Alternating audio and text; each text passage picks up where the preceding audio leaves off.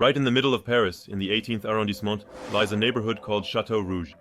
The name alone immediately triggers associations of crime, insecurity, and fear for most Parisians. That's because the neighborhood has held the unenviable status of a zone de sécurité prioritaire for over 10 years. In English, a prioritized security zone with an extreme police presence. Drug dealing, theft, and violent crime are part of everyday life here. But what does the situation look like in 2025? I wanted to form my own impression and visit the neighborhood that locals tend to avoid. Paris is one of the most touristic cities in the world, and in my opinion, rightly so. You have Montmartre, you have the Eiffel Tower, you have countless beautiful buildings, but Paris is not just touristy, Paris is very diverse. That's why today I'm taking you with me to Château Rouge, one of the most dangerous areas of this city, and now we're going in. So guys, here you can see my first impressions as soon as I got off the tram. You immediately see street vendors who are eyeing me critically, and cameras don't seem to be particularly welcome here. What I also noticed right away, besides the street vendors, is the lack of cleanliness in this neighborhood. There's trash and dirt everywhere. If you take a look at the street, you can see exactly what I mean. And fun fact, in 2016, the French residents who still live in this neighborhood sued the French state due to poor hygiene, lack of cleanliness, and the many street vendors selling illegally here. And what I'm telling you now is exactly what I noticed and said first. Here you can see my first impressions. The problem in this area is simply that everything is very dirty here. You have to honestly admit that. When you walk down the street, you see trash everywhere here, even around the trees. I'll definitely take you along through this neighborhood today. What do you have there? This is an Insta360 X4, and what do you have there? That's my scepter. Are you a magician? No, I'm not a magician. How much? 400 euros, 400 euros. 400 euros. Goodbye and have a nice day. You too. If you want, I'll buy it from you for 30 euros. 30 euros. No. Have a nice day. You too, bye. He's definitely nice. Here you can see the heart of the neighborhood, the Dijon market. Meat, fish, and fruit are sold here. Colloquially, this area is also called Little Africa. That's because many West African nationalities come together here. One positive thing is that it's calmer now. Just a few years ago, more than 300 street vendors would invade daily and sell their goods on cardboard boxes, which led to significant destruction. The police seem to have largely solved this problem. I deliberately say largely because half an hour later the police arrived at this market. And as you can see, a lot of market vendors, but also locals, are fleeing and leaving the market.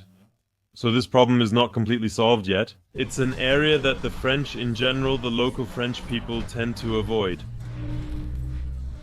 Although I've had very nice interactions so far, people are very curious when I walk around here with a camera. I actually think it's quite nice, a nice place to get to know African culture. But yes, of course, this mass migration also results in a kind of subculture here, or how should I put it, a separation from the French. And people basically only keep to themselves. And the question is always whether that's what you want. Because is that integration if you live side by side in parallel?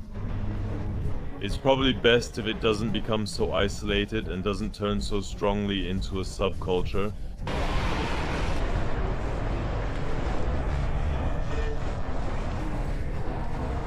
But there's a good vibe here, did you see that? The guy greeted me because I was still on camera. You can also see that this area is geared toward African people, because the hair salons and barbers specialize in African hair. And yes, here for example you can see the shop, it's basically all about black hair. And here Empire Exotic, you can see it, very oriental.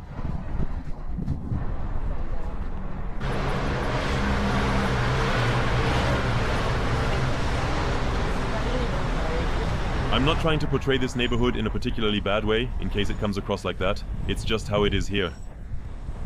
It's really suboptimal in terms of how it looks here.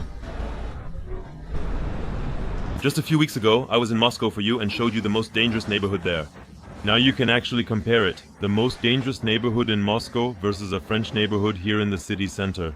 It's much more intense, much louder, well, everything is more intense. And it's not without reason that this is a security zone with a heavy police presence. And yes, I have to say it really stands out, not comparable. The comments under that Russia video often went in this direction as well. Looks safer than here in Germany. This is supposed to be a dangerous neighborhood. It looks absolutely safe. Even if many of those comments were probably written partly as a joke, there's always a certain truth behind every joke. At the end of the day, I always want to remain neutral and balanced. That means I can't just constantly praise Russia and talk badly about Western countries. I also feel comfortable in Paris. It's a very beautiful city, otherwise I wouldn't be studying here. And yes, that has to be said. This place here, this Château Rouge, is only a 15-minute walk from Montmartre, basically the landmark right after the Eiffel Tower. That means just a stone's throw away, there's a completely different world here. What was also surprising in this neighborhood was the number of second-hand shops. You could buy clothes everywhere for just a few euros. You see, in some cases for €1. Back there were shoes for €5. And there were definitely 4 or 5 shops on one street. So an indicator that people here are not doing particularly well economically. I mean, second-hand shops exist everywhere, but in this quantity it's really very unusual. At least that was my perception.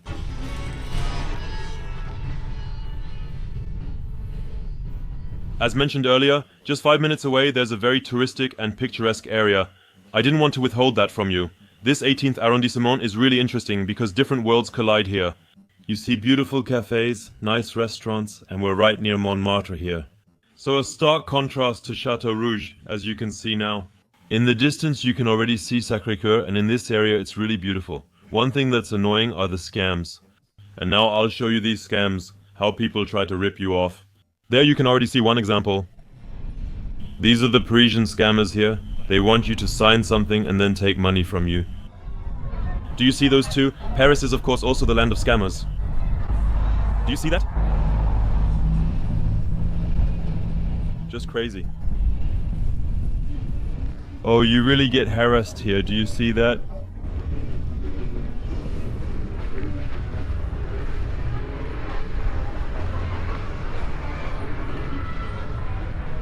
So don't let yourselves get screwed over in Paris, guys. That can definitely happen.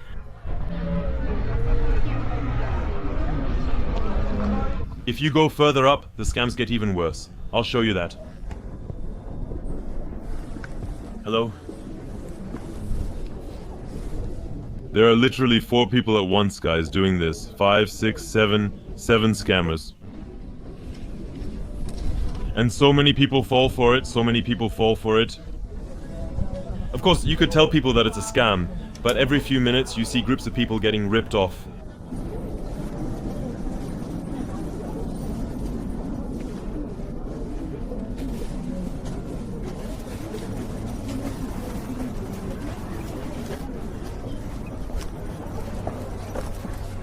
Are you also a YouTuber, buddy? Are you a YouTuber? Yes. Me too. What, really? What's your Instagram name? You can film full 360. Yes, I film myself, but at the same time the entire area. Wow, that's difficult. Isn't Paris a magical city, guys? I still find Paris very worth seeing despite its problems. Ah, here comes another scammer approaching us. Germany, buddy. Good morning. Where do you live in Germany? Düsseldorf. Good football, I already know the trick. No, this is not a trick, this is tradition. Just put your finger in here. I know the scam. I'm a Paris expert. I'm an expert on Paris, I'm telling you. Well, that's the next scam. They put a bracelet on you like this and then you have to pay. Yeah. So guys, I'm glad you were there with me. I can pack up the camera now and, so to speak, head home. And yeah, I hope you enjoyed the video. If so, feel free to leave a comment and write something for the algorithm. Otherwise, we'll see each other again next time. Until then, bye.